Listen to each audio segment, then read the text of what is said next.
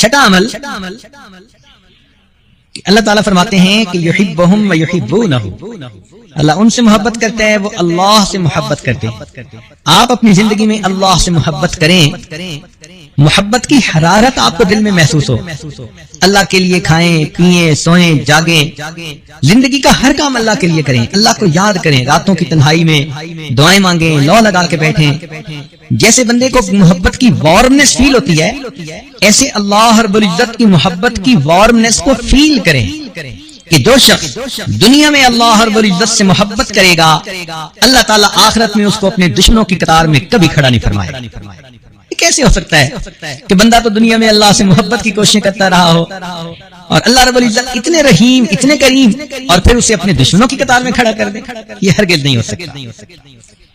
گناہ سے پرہیز، زنا سے پرہیز۔ چنانچہ حدیث پاک میں آتا ہے کہ جو شخص اللہ رب العزت کے سامنے کھڑے ہونے سے ڈرے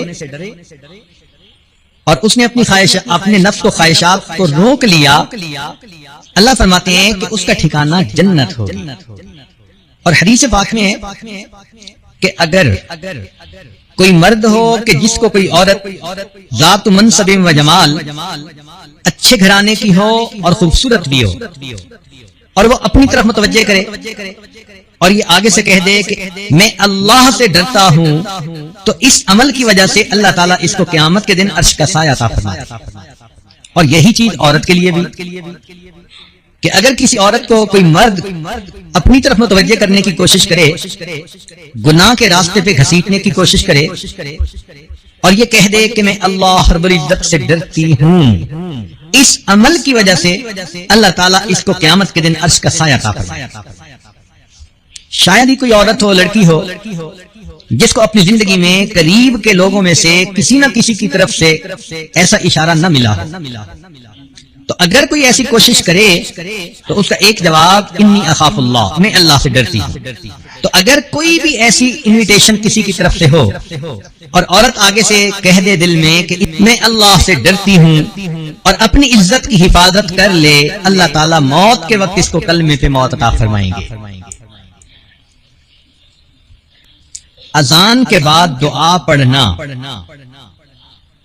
چنانچہ جب اذان ہوتی ہے تو سنت یہ ہے کہ مؤذن جو کہہ رہا ہے وہی کہتے رہیں، بعد میں پھر اذان کی دعا پڑھیں۔ نبی اسلام نے فرمایا کہ جو اذان کے بعد یہ دعا پڑھے گا، حلت لہو شفاعتی، قیامت کے دن اس بندے کو میری شفاعت نصیب ہوگی۔ اس میں اشارہ ہے کہ اس کو موت کے وقت کلمے پہ موت نصیب ہوگی۔